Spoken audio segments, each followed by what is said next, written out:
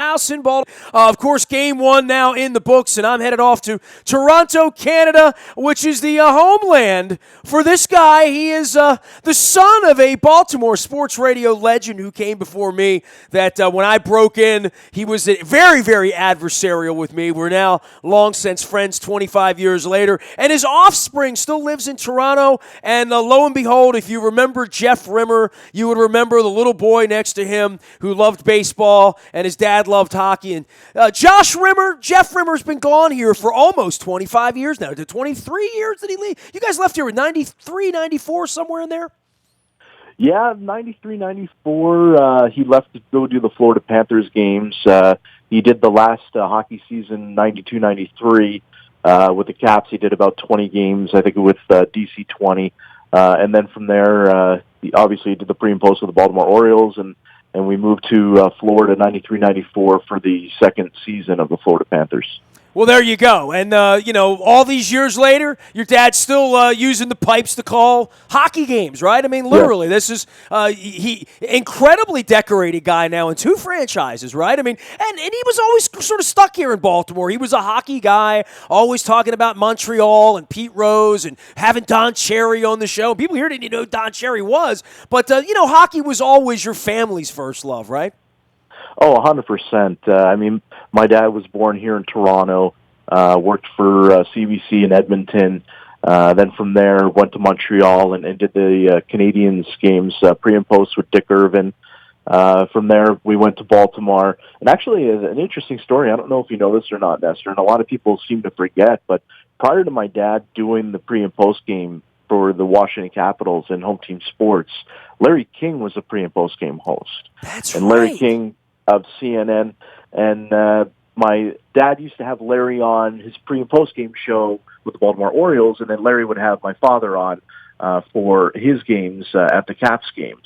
And it was funny, it was Larry King's last game where he surprised my dad and I think surprised everyone else and said, this is it for me, guys. I'm off to CNN, and your new pre- and post-game show host is Jeff Rimmer.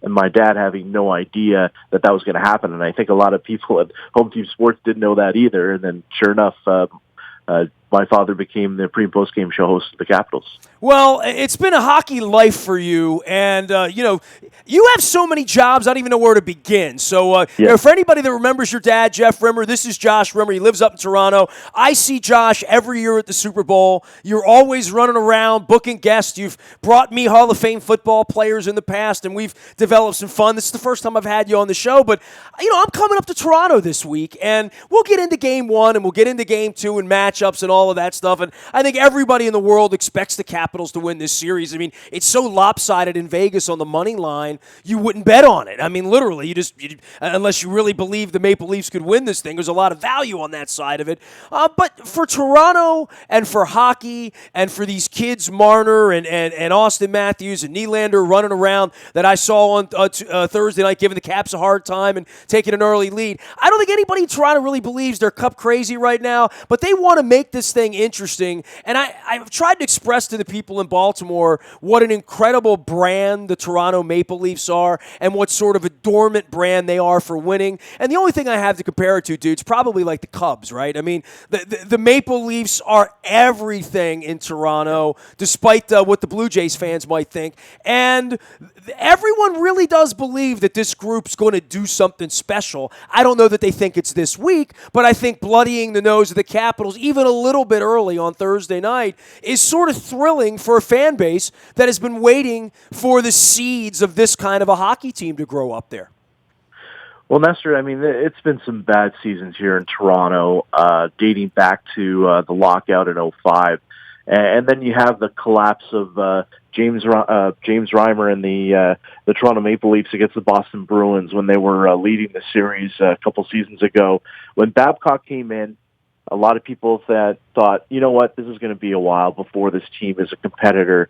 And Mike Babcock's come in here. He's really put the stamp on the team. He's got guys to buy into the system. And, I mean, 2 years as the head coach, and they're already in the playoffs, and obviously helping them with getting the number one pick in Austin Matthews and Mitch Marner and Nylander. And, I mean, this team's there's a lot of excitement here in Toronto for the Maple Leafs and the youth and the whole change in philosophy here again, and a lot of people believe in this team now. And a guy like Mitch Marner, I mean, I think a lot of people weren't expecting him to do what he's done. Myself, I knew that he was going to be a good hockey player. I saw this kid play when he was 5'9", playing with the Don Mill Flyers in the house leagues here in Toronto, travel teams, and I'm like, wow, this kid looks like Patrick Kane, and this is back when he was 15 years old. I'm like, this kid's going to be a great hockey player. Sure enough, he's went to London Knights in the OHL and basically broke every record and had nothing else to play for down there. In the beginning of the season, they weren't sure whether or not he was going to be sent back down, had a huge camp, and the rest is history. He's been a big part of this hockey club, and this team does believe. Again, the youth there with the Maple Leafs is not, these kids aren't really, haven't been in the league very long, so they play a lot looser out there, but you know what? This team is going to be a great hockey club going in the future. But, the Washington Capitals, I think a lot of people, and as you mentioned in Vegas, have picked the Capitals to win this series. And Barry Trotz is a great coach. And I remember Barry Trotz from back when he was coaching with the Baltimore Skipjacks. Now, do you have a picture of him where you were like 9 years old like you do with Rod Carew up on your Twitter or no? No, unfortunately, I don't have a picture of Barry Trotz. I wish I did, but I'm pretty sure he had a full head of hair, if I remember correctly. Man, you had a hell of a childhood. I mean, I'll get back to the hockey. You can follow Josh Rimmer Hockey out on Twitter to keep up, and tens of thousands do. Josh is well known throughout the Toronto area, and you work with a lot of celebrity relations. You do a ton of stuff with TSN. What the hell do you do? I mean, I would say when you were a kid, you must have more kid pictures with athletes because your dad always had you, kind of similar to my son, although I didn't carry a camera everywhere.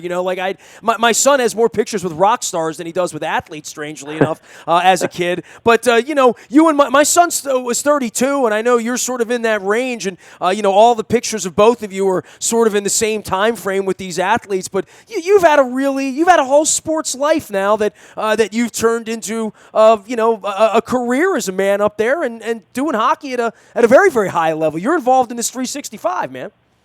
Yeah, I'm very fortunate, obviously, with Dad and what he did growing up. He kind of got to hang out with a lot of superstars. I'll never forget Wayne Gretzky coming over for dinner after the Canada Cup in '81 in Montreal with Guy Lafleur, and I've had a few guys over for Thanksgiving dinner. We had at the time when Rob Niedermeyer was dating Nikki Taylor, the supermodel, they came over for Thanksgiving dinner, and we've had the Burrays over. So, obviously being around Baltimore and hanging out with my dad and going to the games, kind of get to schmooze a bit with some big names. And, with Nikki Taylor, did you have to go like on the light side on the cranberry or what? You don't want to be serving too much turkey to her now, right? No, I think she ate pretty well, though, if I remember correctly, when we were back there. Actually, funny story with Nikki Taylor. I actually bagged her groceries when I used to work at a grocery store when I was 15, but kind of came full circle having her for dinner. So.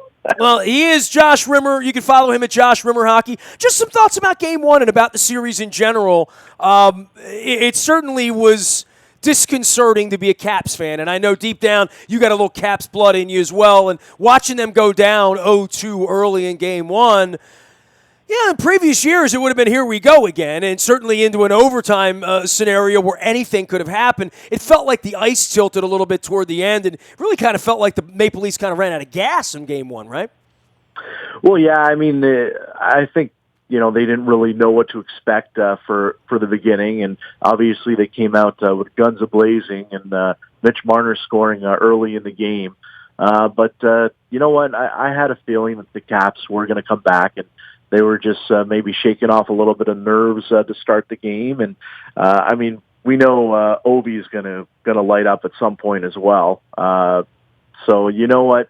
I kind of had a feeling that the Caps were going to come back and that this wasn't over, and it'll be a learning experience for the Maple Leafs, and maybe they'll play a little bit better in Game 2, be able to play the full 60 instead of the first 25. Now you're a Columbus Blue Jackets guy, right? Like that's because Dad, that's where your heart really is, right? Well, it's funny because I was kind of a Leaf fan when I moved here. Obviously, I like to cheer for the home city where I live, but going out to Blue Jackets games, it's a total different atmosphere. And I'll never forget 2 years ago going to the playoff game against the Pittsburgh Penguins and having the Blue Jackets come from behind and score 3 goals, push it to overtime, and win in overtime. I've never been in a building like that before. I've been in so many hockey buildings, sporting venues in my life. I've never been in a building where all the hairs on your arms are standing up. It was unbelievable. And it was funny because I was sitting next to, I forget the gentleman's name, but he was a coach with Ohio State because it was an extra seat. And this is like a former lineman. He's like over 400 pounds. Real solid guy. And so when they scored in overtime, he like took his hand and slapped my back. I thought I was going to fall down the stairs. Like he broke you. He was going berserk. Oh yeah. He was going berserk, and I had my life flash before my eyes. It was pretty funny. Well, are you a believer that the Caps are going to win the Cup? At this point, everyone here is trying to buy in, obviously. In America, Josh, there's not one broadcaster who doesn't think the Caps are going to win the Cup. I mean, just across the networks, across the writers, everyone really has some incredible belief that they're that much better that no one's going to beat them 4 times in 7 nights. Well, I'll be honest with you. With my hockey bracket, I picked the Capitals to win the Cup. I think it is their year. They flirted with the Cup before. Back when Kolzig was back between the pipes and Peter Bondra was playing on the line. But you know what? I really believe that this is the Capitals' year. Barry Trotz is a great coach, as I mentioned before, and I'm a big fan of Barry's. And I think it's time for the Caps to take that next step and finally win the Cup. Ovechkin's ready. I think he's going to, work really hard to make that happen. I think he's tired of losing. I think also with the NHL players not going to Olympics, he has maybe a bit of a chip on his shoulder, which is probably a good thing for Ovi. I strongly believe the Caps are going to win. The one thing that I didn't like is the whole playoff setup. Obviously, with Pittsburgh and Columbus, number 2 and 3 best teams in the league playing each other, I don't like the fact that one of those teams is going to go out, maybe going to give Washington a little bit of a tough time, but I think because of the playoff format, most likely I see the Capitals winning the Cup. Nobody likes this format, right? Nobody. No. I've talked to many people, and how did that happen? It's stupid, is what it is. Yeah. See, what they should have done, and I've had this discussion with my father before, and what they should have done is they should have done seedings 1 through 8.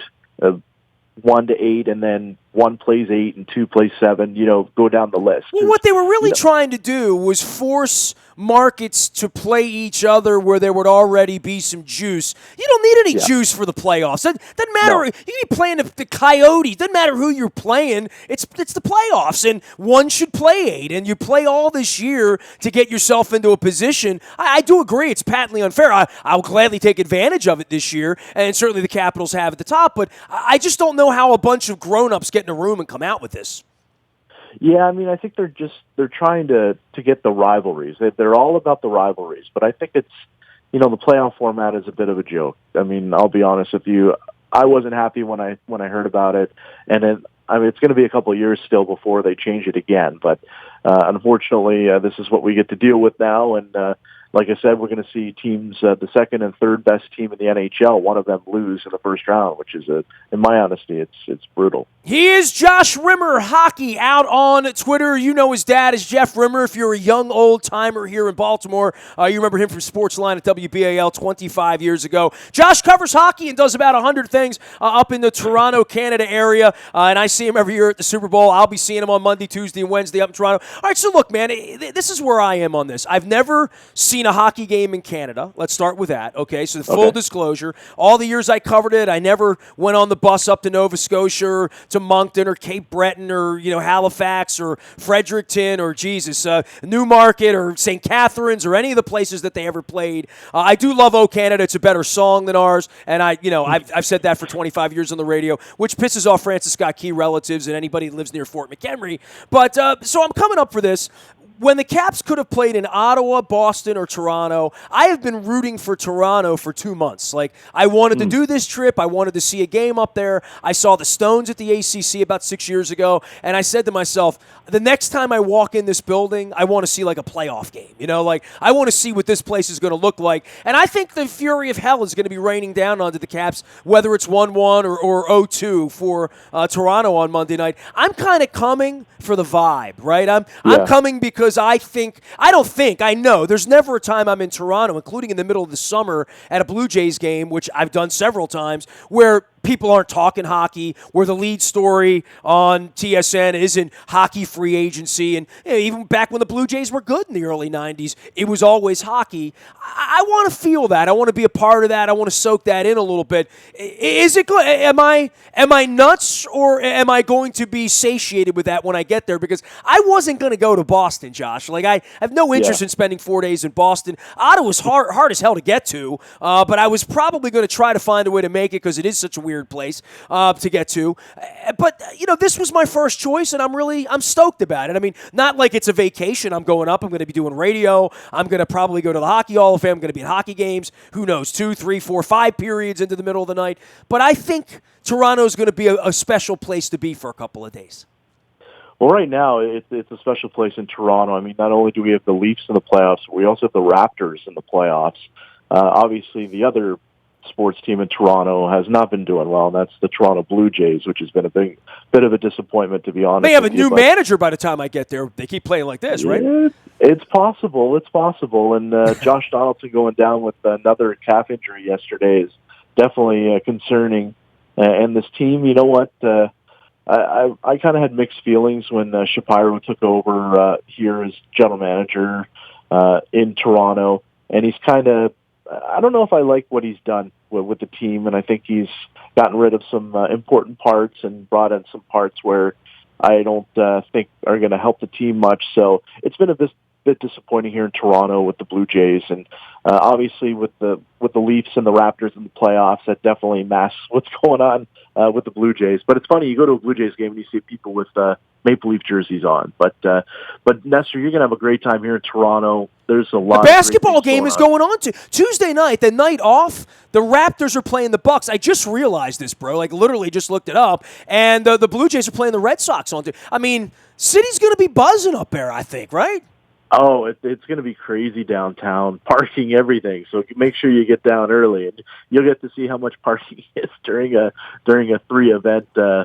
How much is parking on a 3-event night? Is it 60 Canadian, literally?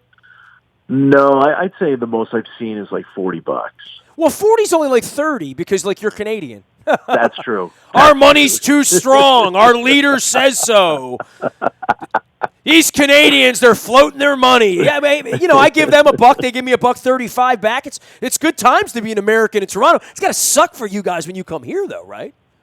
Yeah, it's a little tough. I mean, for me personally, I have a U.S. account because I come to the U.S. 4 or 5 times a year on different events. I'm actually going to Florida tomorrow to go do a private signing with Dave Keon, one of the best Maple Leafs. Well, actually, the best, #1 rated Maple Leaf of all time. I got to go down there for my other gig, which is a memorabilia company that I work for. We do a lot of private and public signings with players. We actually have a big Blue Jay signing on Saturday, which I'm glad I'm going to miss because those guys are not going to be very excited to be there. I would say. Hey, man, great to have you on. Thanks for being a guest. Maybe I'll grab you again before the tournament's over here. And certainly if I see you over an ale or a stout in the next couple of days, I would enjoy that. Thanks for the Toronto tips as well. Great to have you on. Keep up the great work. And, don't make us too nervous. I don't want this thing going to Game 6 or Game. We don't need a trip back to Toronto at this point. One trip's plenty next week, man. All right?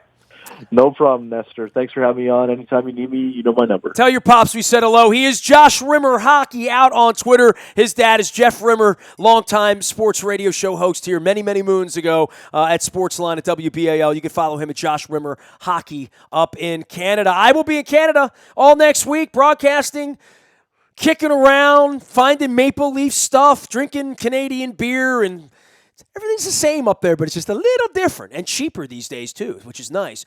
You can find me out in the Bahia Toyota Audio Vault 24 hours a day from anywhere in the world on your mobile device by downloading the TuneIn Radio app. We do come in crystal clear from anywhere in the world. The morning newspaper ships to your email inbox at 7 a.m. each and every morning. That's powered up by our friends at Planet Fitness and PlanetFitness.com. It's still $10 a month to get in the best shape of your life, so go do that. Hey, our Ravens road trips, London's on sale, but the schedule's coming out next week. We're looking forward to that. We're going to be doing Green Bay, Nashville, Minnesota, Oakland, all aboard to join the Purple on the road. You get $100 off right now if you email me, nasty at WNST.net, for that London trip. Don't forget as well, our WNST text service is our best service. Comes to you whenever there's breaking news. It's all brought to you by Coons Ford of Security Boulevard. And Dennis is here each and every Thursday getting you ready. He's getting all pumped up for the draft and fired up for the Philadelphia experience 2 weeks from now. And we're going to be monitoring the Ravens and talking a lot of draft around here as well. We're doing that as well out in the Bahia Toyota Audio Vault. I am Nestor. We are WNST.net, AM 1570, and WNST Towson, Baltimore, and we never stop talking Baltimore sports.